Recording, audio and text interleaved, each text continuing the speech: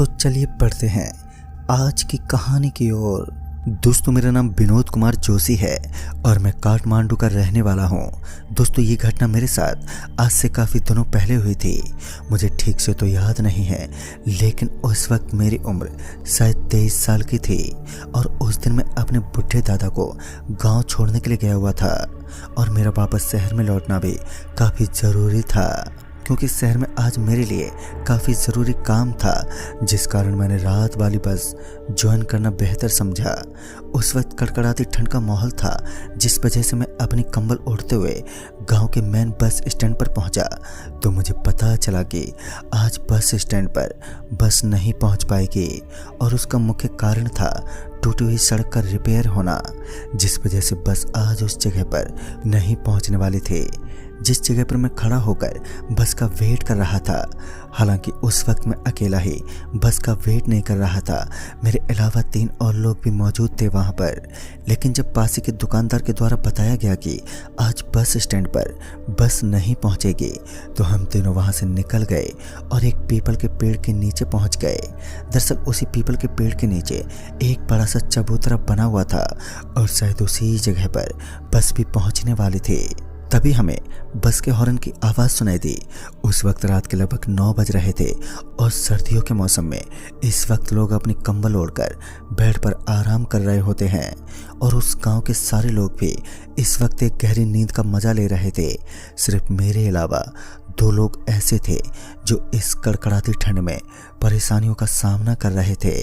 पहली बार तो मैं उस बस को देखकर एकदम हैरान था, क्योंकि अमूमन मैं इस इलाके में काफ़ी सफ़र तय करता रहता था, लेकिन मैंने कभी भी इस बस को नहीं देखा, और वो भी इतनी जल्दी, इससे पहले कि मैं उस बस ड्राइवर को बस के बारे में कुछ पूछ पाता कि बस में बैठते ही बस अचानक से ही चल पड़ी।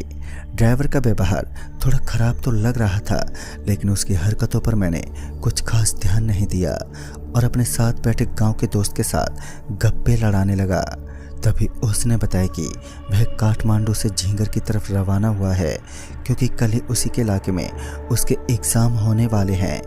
हम दोनों ऐसे ही बातें कर रहे थे कि हमारी निगाहें बाकी पड़ी सीटों पर गईं, तो हमें काफ़ी हैरानी होने लगी, क्योंकि उस बस के अंदर हम 3 लोगों के अलावा कोई भी नज़र नहीं आ रहा था।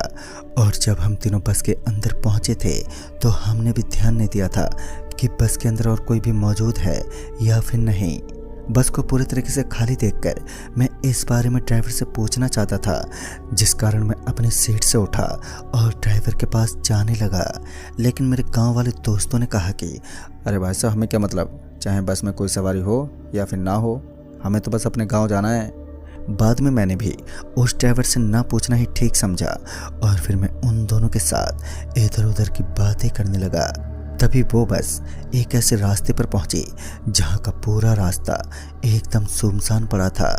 मुझे ऐसा लगा मानो मैं इस जगह को अपनी लाइफ में पहली बार देख रहा हूं, क्योंकि मैं गांव के इस रास्ते पर काफ़ी सफ़र कर चुका था, लेकिन मैंने आज पहली बार इस सुनसान इलाके को देखा था। और बाद में मैंने सोचा कि शायद घनघोर अंधेरे की वजह से मैं रास्ते को ठीक से देख नहीं पा रहा हूँ। फिर मैं बस में आराम से बैठा रहा और दोस्तों के साथ बातचीत करने लगा। लेकिन थोड़ी ही देर के बाद बस के पीछे वाली सीट से हंसने की आवाज़ें आने लगी, और जब मैं पीछे मुड़ा तो मैं एक पल के लिए हैरान था, क्योंकि कुछ देर पहले तो इस बस के अंदर हम 3 लोगों के अलावा सिर्फ ज़ोरदार सन्नाटा ही पसरा हुआ था, और अब मैंने देखा कि उस बस के अंदर पीछे वाली सीट पर 4 बड़े बड़े और हट्टे कट्टे लोग बैठे हुए थे, और वो सभी लोग एकटक हमें घूरे जा रहे थे। और इस बार मैंने बस के ड्राइवर को आवाज़ लगाते हुए कहा, अरे भाई साहब, बस को यहीं पर रोक दो, अब मुझे यहाँ से आगे नहीं जाना है। इतना सुनते ही पीछे वाली सीट की ओर से आवाज़ आई, अब तो ये बस तब तक नहीं रुकेगी जब तक आप सभी को आपके सही स्थान पर न उतार दे। और जब मैं पीछे मुड़ा तो उन्हीं में से एक आदमी एक बार फिर मुझे घूरते हुए बोला, भाई साहब चिंता मत करो, जल्दी आपको उतार दिया जाएगा। इतना कहकर वो आदमी मंद मंद मुस्कुराहट देने लगा, लेकिन उसकी ये हंसी मुझे बहुत ही अजीब लग रही थी। पता नहीं क्यों, मगर वो मुझे काफ़ी अजीब लग रहा था। बाद में मैंने अपने दोनों साथियों को भी उनके बारे में बताया, लेकिन उन दोनों को भी वो चारों शख्स काफ़ी अलग लग रहे थे। उनकी हरकतें और उनके बोलने का अंदाज, जिस कारण हम तीनों अपनी सीट से उठे और सीधा बस ड्राइवर के पास पहुंच गए। मैंने उस बस ड्राइवर से पूछते हुए कहा कि अरे भाई साहब, ये 4 लोग कुछ देर पहले तो बस में दूर दूर तक नहीं थे और अब इतनी जल्दी कहाँ से आ गए? पहले तो उस ड्राइवर ने हमें कोई जवाब नहीं दिया और बाद में बोला, कौन 4 लोग? मुझे तो आपके अलावा इस बस में कोई भी दिखाई नहीं दे रहा है। वो एक बार भी पीछे नहीं पलटा और मैंने कहा, अरे आप पीछे तो देखिए, वो बैठे हैं ना। लेकिन अब की बार जब हम तीनों ने पीछे मुड़कर देखा तो हमारे दिल की धड़कनें तेज होने लगी, क्योंकि सच में बस के अंदर दूर दूर तक कोई भी नहीं था। बस ड्राइवर पहले की तरह ही अभी भी बस को ड्राइव करने में जुटा हुआ था। और उसके बाद हम तीनों दोस्त वापस आकर अपनी सीट पर बैठ गए।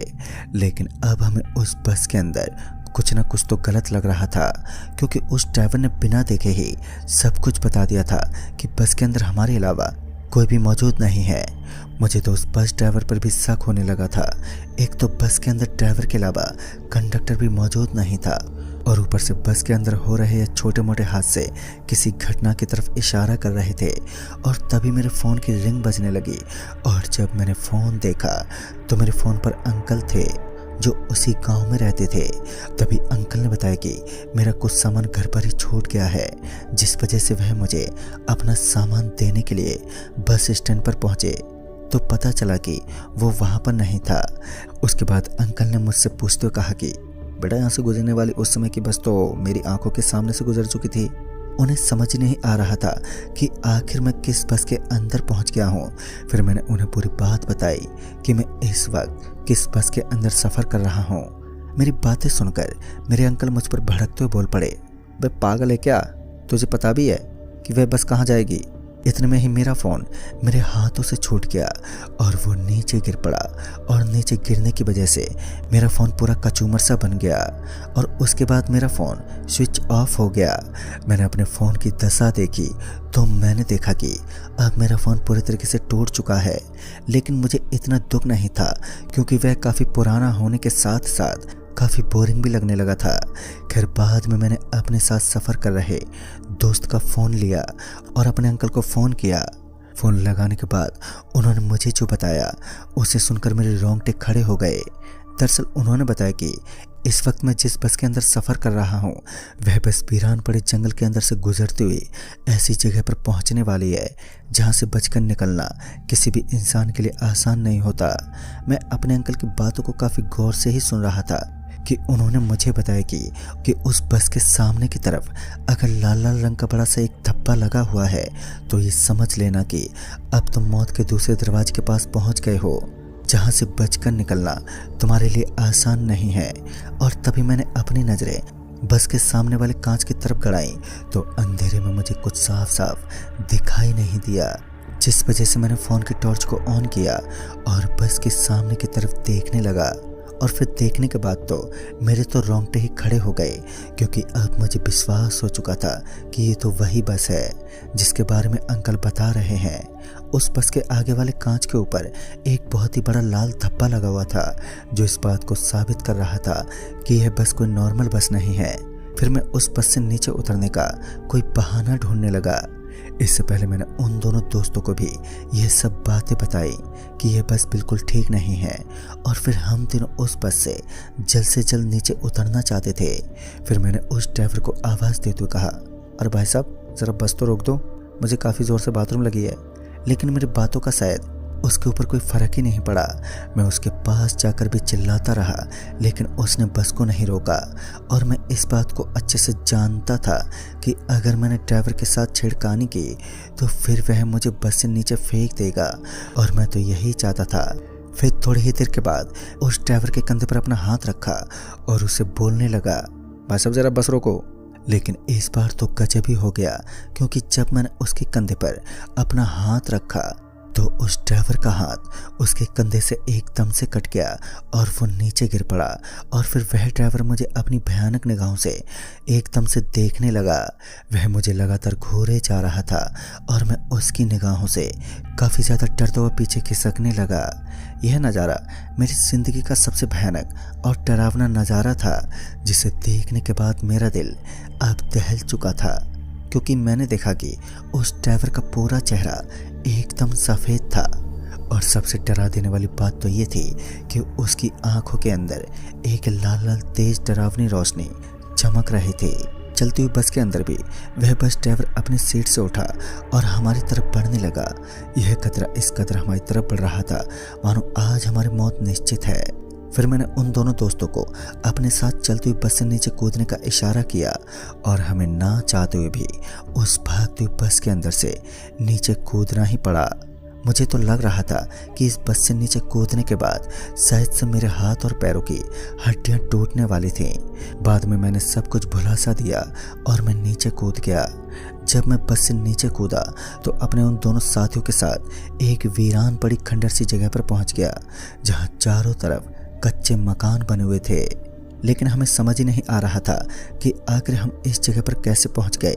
लेकिन हम जिस जगह पर पहुंचे थे वह जगह बहुत ही ज़्यादा डरावनी लग रही थी। पहले तो मैं वहां से निकलने का रास्ता ढूंढने लगा और फिर जब मुझे रास्ता नज़र आया तो मैं अपने उन दोनों दोस्तों के जो गांव के रहने वाले थे उन्हें लेकर उस रास्ते की तरफ निकल पड़ा। सच बताऊं तो उस दिन जब मैं उस जगह से निकल रहा था तो अचानक ही मेरे रोंगटे खड़े हो गए और उसके बाद जो हुआ उसे देखने के बाद तो हम तीनों दोस्त एकदम से कांप उठे, क्योंकि इस बार हमने पाया कि उसी बस का ड्राइवर सड़क के बीचों बीच लेटा हुआ था और उसके शरीर के अलग अलग टुकड़े हो रखे थे। हम तीनों ने ज़्यादा सोचना और समझना ठीक नहीं समझा और वहाँ से तेज तेज भागने लगे। हम लोग जल्दी से जल्दी उस जगह से निकल गए और एक छोटी सी झोंपड़ी के पास पहुँच गए। और उस झोंपड़ी के पास पहुँचने के बाद हम तीनों ने एक बूढ़े आदमी से मदद मांगी और फिर पूरी रात वहीं पर हम बैठे रहे। और फिर जब हमने इस घटना के बारे में बताया तो उस बूढ़े आदमी ने कहा कि तुम समझो तो वह एक भूत था और तुम समझो तो वह एक काली शक्ति।